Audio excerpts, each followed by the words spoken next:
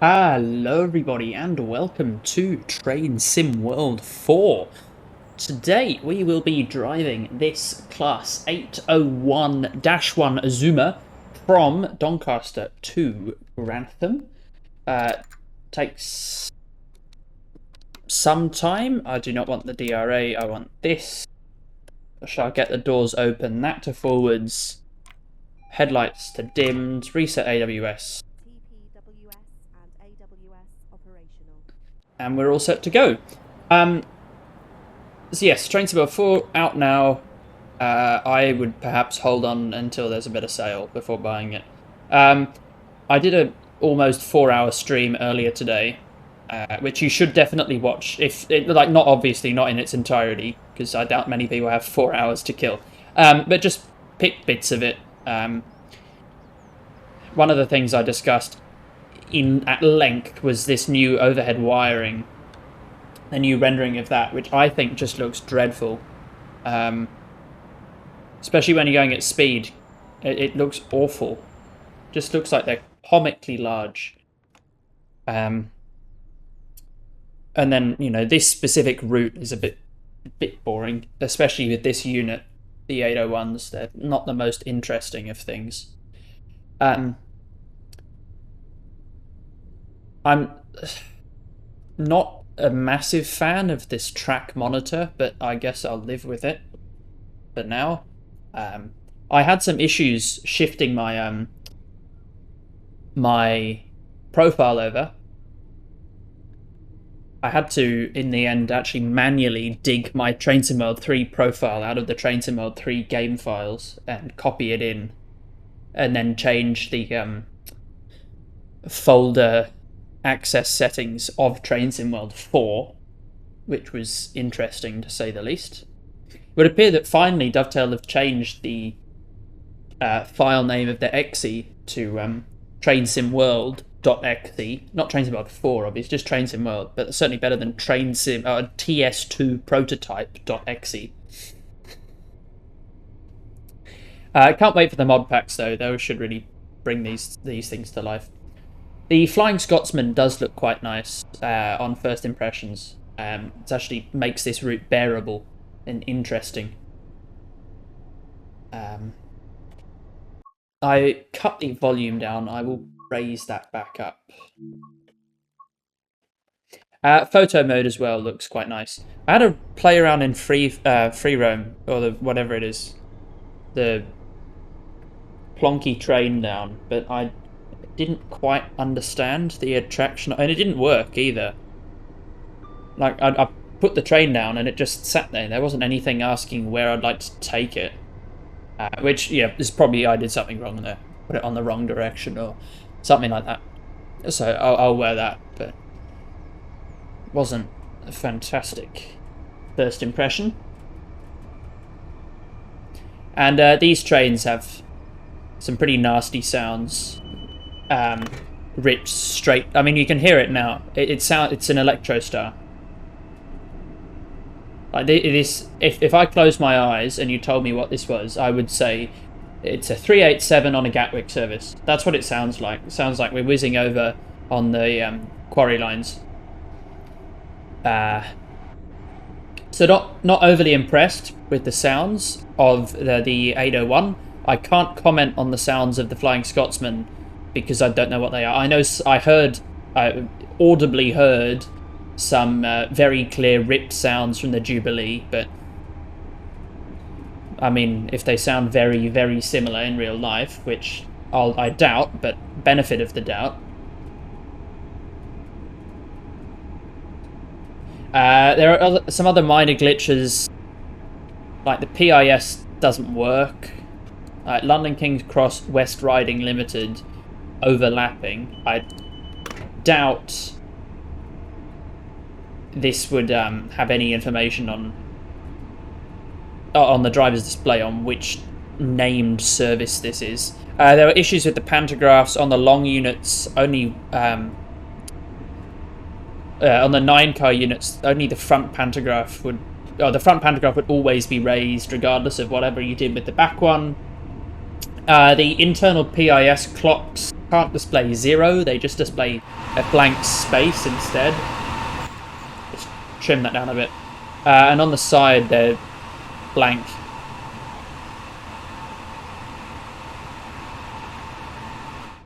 Which is perfect and fantastic in every way. Now, I know my opinions will probably contrast with a lot of the opinions of ambassadors and whatnot, and that's fine. If you like this route, good on you. Personally, I can't find much to enjoy in this route so far. It's just not overly exciting. I don't want to play this route. I suspect the other route, Vorarlberg will be somewhat interesting. Antelope Valley, maybe, I'm not sure. But, yeah, you should definitely watch my upcoming 2 streams, because they will be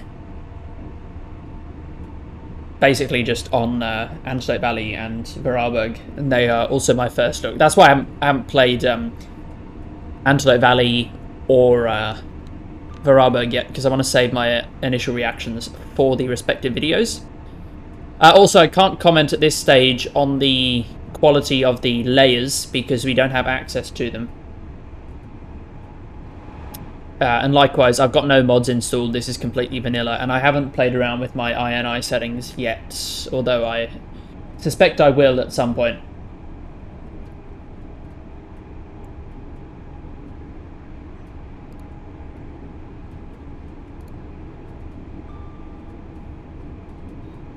Right round this slower bend. The horn sounds nicer. That's about the only sound that I like in this thing. And the brake squeal.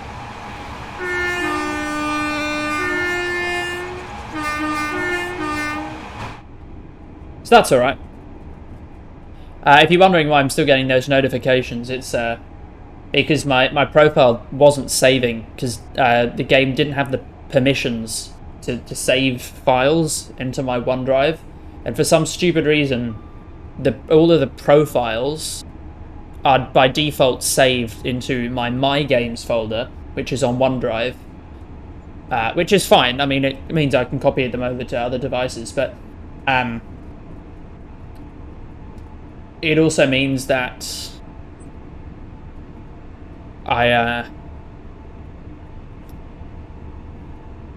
any application needs elevated permissions to edit anything, and Train Sim World didn't have them, or Train Sim World 4 didn't have them, so it couldn't save anything to my profile, so it couldn't save what achievements I'd done, how far I'd driven in things, how many medals I got, which I didn't really care about. But the thing it also couldn't save was my settings, so every time I was booting the game up today, the settings would be refreshed back to normal, and they're good now, thank God. But that was particularly annoying. Also, one thing that I really did not enjoy in one of the scenarios, which you can go and watch on stream if you dig around, I was just driving along, and it was this awful speed test scenario where you basically just drive for 20 minutes in one direction and drive backwards in 20 minutes for another at full power. There's nothing really interesting going on. But once you get to 100 miles an hour, the Train Sim World 4 playlist starts blasting out the most obnoxiously loud volumes possible. It was actually fucking ridiculous how loud it was. I could not hear myself think. The timetable does seem quite busy though, so there's that. Timetable, yeah, it's not super busy, but it's not empty. It's not like Antelope Valley. There's stuff coming pretty frequently, so it's not, you won't get the feeling that you're, unless you're like in the middle of the night perhaps, you won't get the feeling that you're driving alone. There's lots of AI traffic coming the other way. Also, in terms of the route building is quite nice. The stations are generally modelled quite well. It's just the route itself in real life just seems boring. I know a lot of people like this route. Good on you, right? That's probably a good thing because you can find value in this product. But I struggle to find anything really worthy of special mention here because nothing is eye-popping. Nothing makes me want to come back for more. It's a decent route. But it's especially if it's the first route in a new series. I would have a new title with all these supposed expansions and whatnot. I would have expected a slightly better product. I mean, ECML South is the obvious choice. There's one of the long units with the front pantograph up, which I have been told is inaccurate.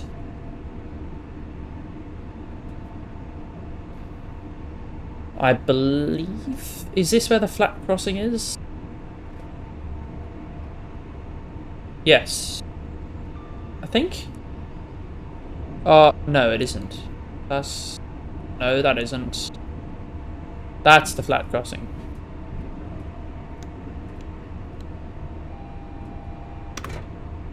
What's that about? Just to the 120. Okay. So this is Retford.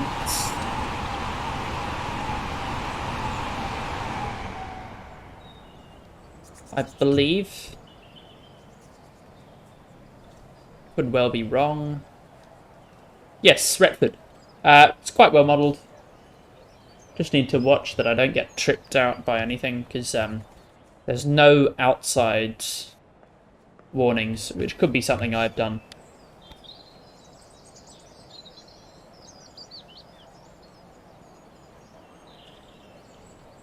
Tell you what I should do. I've got some function keys on my mouse. I should rebind one of them to be the Q key.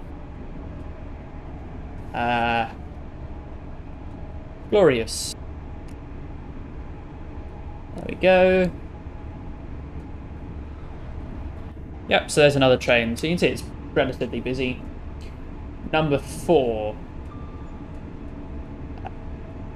5 is the easiest. We'll set you to Q.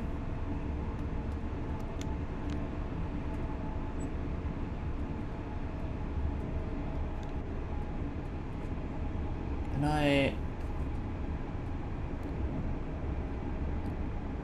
oh no, I don't want to fire anything. No, no, no, no.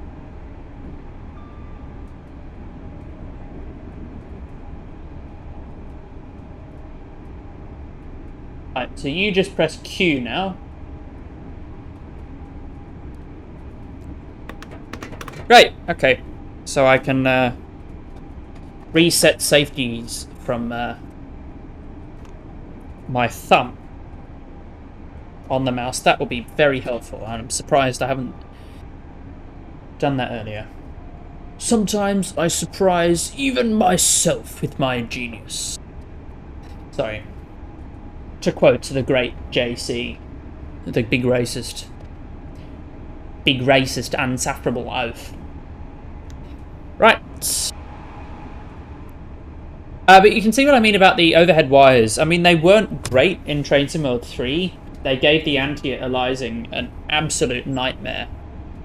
But they're not... I'd say they're worse in this game because they're just so large.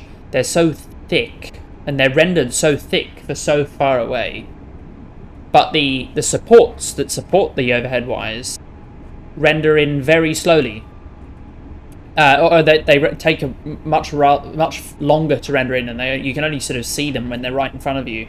Whereas the wires you can see for ages, and even then you still can't really see the wires for that long, which is realistic because there's a small wire.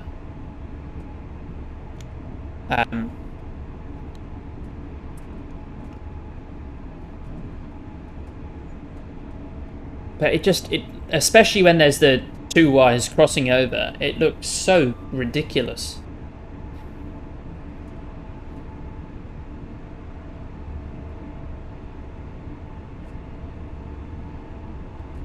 Another thing I will say is there's bound to be people in the comments saying, "Oh, stop complaining." What the fuck was going on there?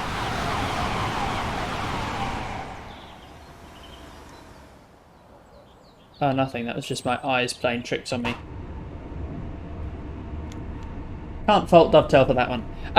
So yeah, a lot of people will be criticising me because of how much I complain or how much, how I ridicule the game, but I still bought it or whatnot. Or telling me that if I didn't like it, I didn't have to buy it. That's a common one that I see a lot. And my response to that is, shut the fuck up. If that's your opinion, that's great, but keep it to yourself, right? I'm allowed to complain as much as you're allowed to praise the game, right? Because you don't see anyone criticising for unrelenting praise, even though that doesn't help things either. In fact, really any kind of praise. Criticism is more useful than praise, as long as it's constructive. Even if it's negative, as long as it's constructive criticism, which is, I like to think, what I do most of the time. Granted, I can sometimes just complain for the sake of complaining, but often when I've already addressed the constructive part. But if you ignore all the negative feedback, you can't get better. If you ignore that and choose only to focus on the good bits, you'll never progress. That's why complaining, or more accurately, negative criticism, is so important. And likewise, if you don't think I should buy this if, I complain so much, again, I don't care about what you think, right? I like Train Sim World in general, okay? I like the concept. I like some of the routes.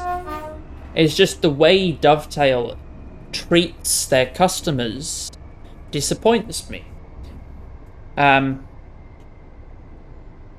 And I want this game to be great. I really want to enjoy Train Sim World, but the way it's being managed, I just can't, which is a shame. One thing I was going to say, I stopped way too soon for that. One thing I was going to say is the alarms, safety systems, whatnot. They're all way too quiet. When you're running at full speed, you can hardly hear them inside the cab, and you can't hear them at all outside.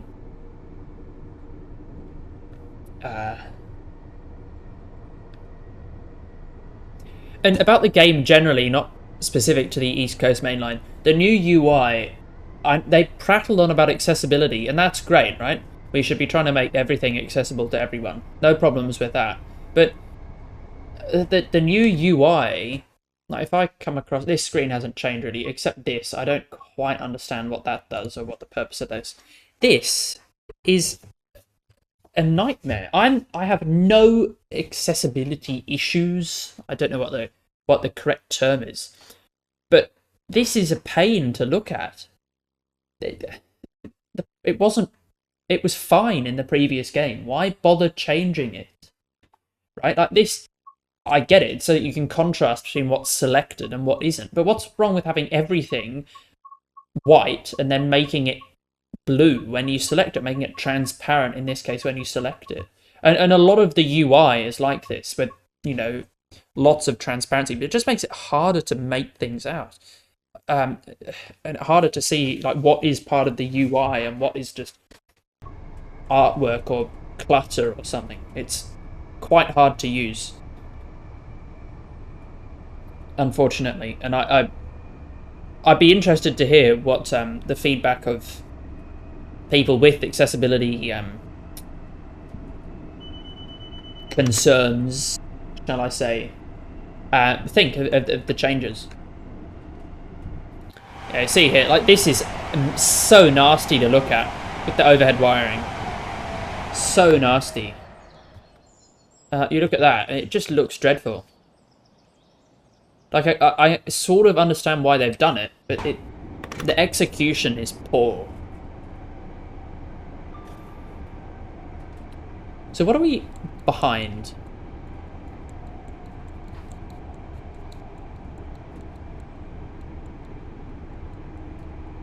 Are you behind anything? No, wouldn't appear that way.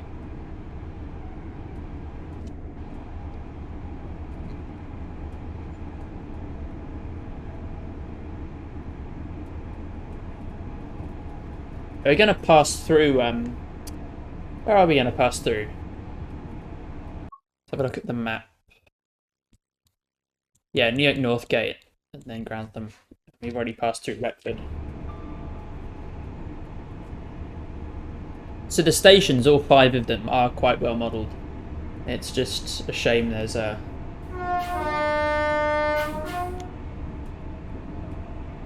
Just a shame there's a really boring route to drive it along with.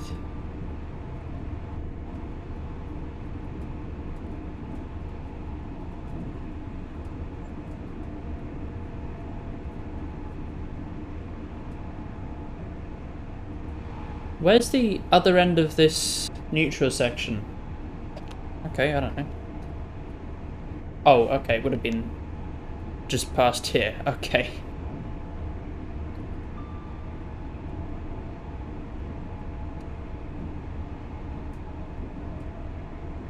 Right, fuck it, we'll leave it there. Good enough.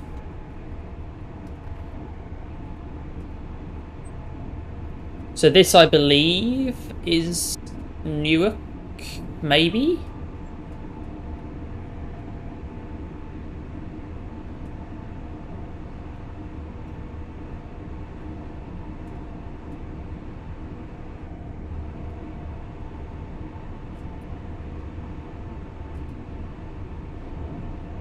Huge bridge.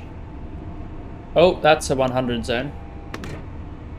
Okay, nothing to see there. And that's the crossing. The unbelievably overhyped crossing, which you just go over 2 seconds and that's it. That's it.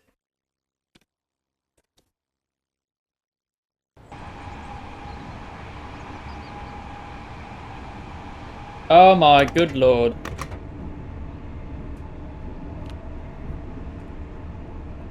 Another 801. The diesel mode is fully simulated, which is nice.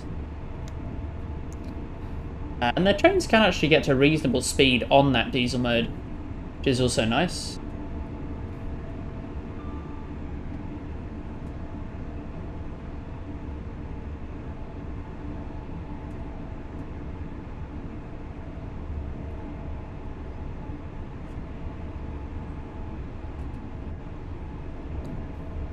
Oh, those trees are loading in transparent. That's dreadful. Yeah, I have to get some INE tweaks. INI tweaks to fix that.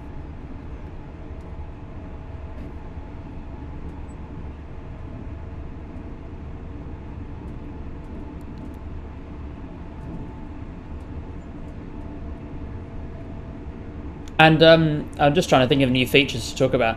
The HUD, I'm not a huge fan, I must say. Not a huge fan of the HUD. I mean, I'm using as close to the old HUD as possible. I hate the barbershop thing. I don't quite understand the point of that faff in the top left corner, all this gradient and speed limit shit.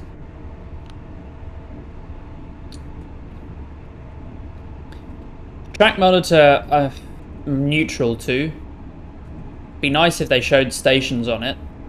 The white dots, I've turned the signal aspects off, so you can't see what aspect the signal is, but you can see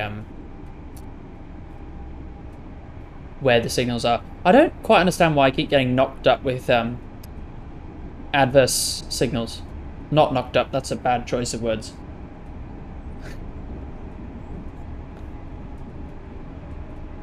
Also, you've almost certainly noticed by now, the stutter is real. And that is not on the recording end, that is on the game end. And it is just as bad, if not worse, than on Train Sim World 3. I've got a reasonably high-end PC. And granted, this is all ultra settings. This is the graphics as high as they will go. But, I mean, for the most part, we're getting like good frames. I've capped them at 62 just to save on resources. But I would have no problem in believing they would go past 100 on this route. But then you get these spikes. Oh, not spikes. Yeah, reverse spikes almost. Every 10 seconds that just kill the frame rate. Like that. And then the audio goes... It's awful. And when you like watch a train go past, it almost freezes when each carriage goes past.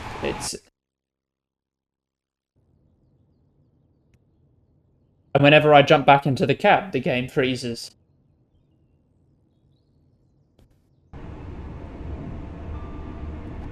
You would have thought 4 generations of a game you could put some work into optimization. You would have thought. But no, why would we do that when we can have free roam and deliver on a promise that we broke 6 years ago?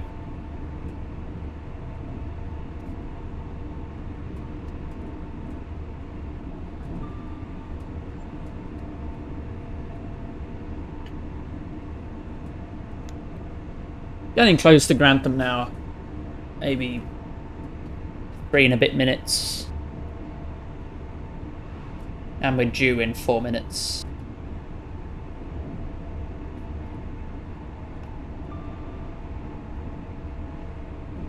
Yeah, the end-to-end runs are about 40 minutes. The shortest runs I've seen are about 30.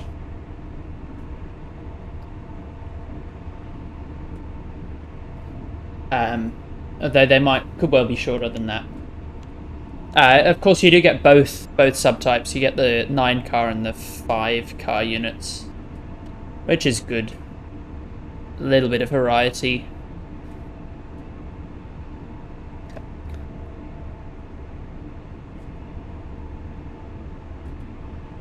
But yeah, this route, for me, nothing to write home about. I don't foresee myself playing this much. Maybe occasionally. I could see myself playing this in streams. I reckon this would be a popular choice in viewers choose route streams. But other than that, I'm not sure, because it's not very interesting. It's not exciting, because you just drive. You just put it in forwards and it goes.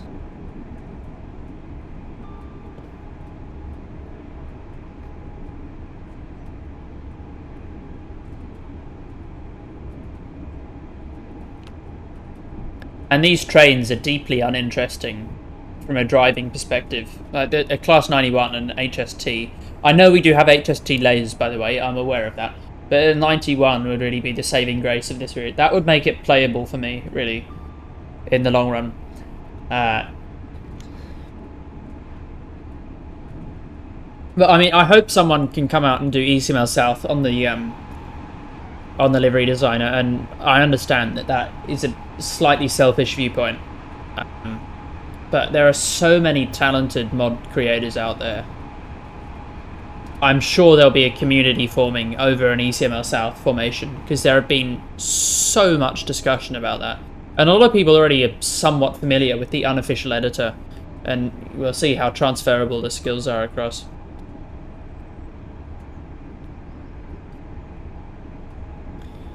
Yeah, I'm looking forward to having a look at both the upgraded Reiser Dresden, the Reiser Dresden, Vectron, and Vorarlberg on tomorrow's stream. Will probably be reasonable length as well, so just pick and choose the bits that you want to do of it. I'll have a rough time plan probably, which I'll stick in my Discord server.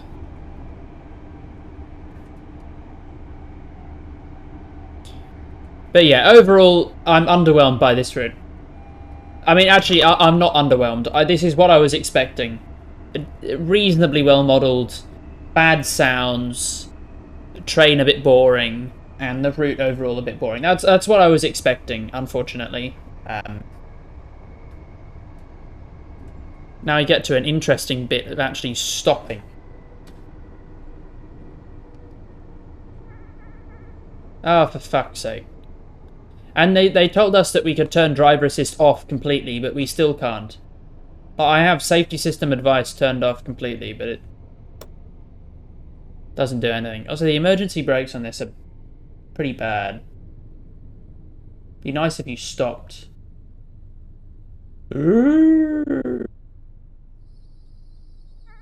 Oh! By the hairs on my arsehole.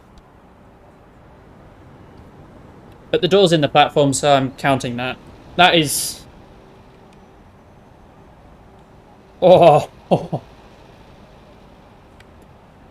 By the hairs on my arsehole. Oh, whilst we're here, I haven't done photo mode. I should show that off. I did a fair bit of this in stream. But basically, it pauses the game. We'll have a look at this train, just because a bit of a nicer position. Actually, what does it look like at the other end? Are they sort of together? I can make this work. Make a banger screenshot. It's even photo mode stuttering. It's promising, isn't it? Yeah, look at this. This is fantastically aligned for a screenshot. So, what we can do is we can change the depth of field.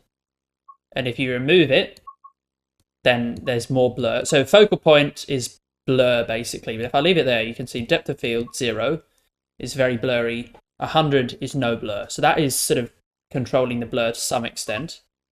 And then the focal point is where the focus is. So if we bring that closer, obviously it's going to be more focused. Then we can rotate the image. They're sort of there. And then field of view is how far it's zoomed in. So I'll rotate that back slightly. Maybe zoom out just a touch.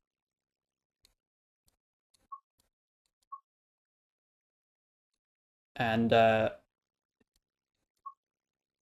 yeah, you can see there, that's slightly blurry, and 100 is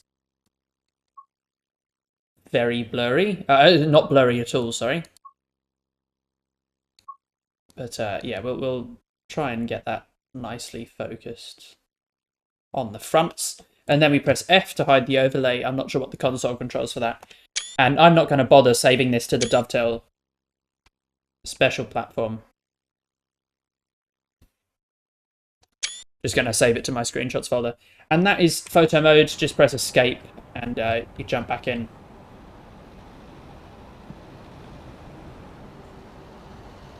The inside of the train is reasonably well modelled. You can see there. That. And these are the new scoring breakdown, which isn't terrible. I think the speedo icons are a bit nasty the way they're clumped together. Like that is one speeding event, but it's put like 10 of them in. But you can see we've got distance driven points, objective completes points, safety systems, blah blah blah, speeding, wipers, on time, accuracy, and then all of this is for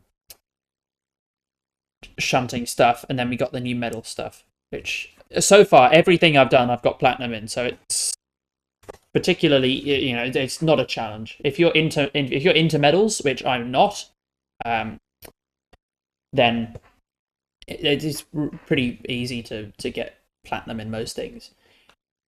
That is my first Train Sim Mod 4 video. Hope you've enjoyed. If you have, leave a like and subscribe. If you haven't, let me know why in the comments. Have a fantastic day, and I'll see you next time. Goodbye.